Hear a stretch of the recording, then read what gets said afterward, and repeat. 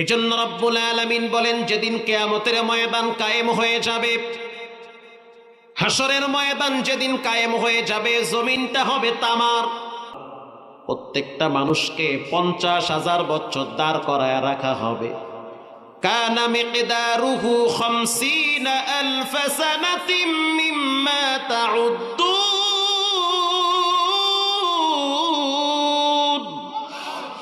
50,000 বছর দাঁড় করায় রাখা হবে। শুধু তাই না, প্রত্যেকটা মানুষকে উলঙ্গ অবস্থায় দাঁড় করায় রাখা হবে।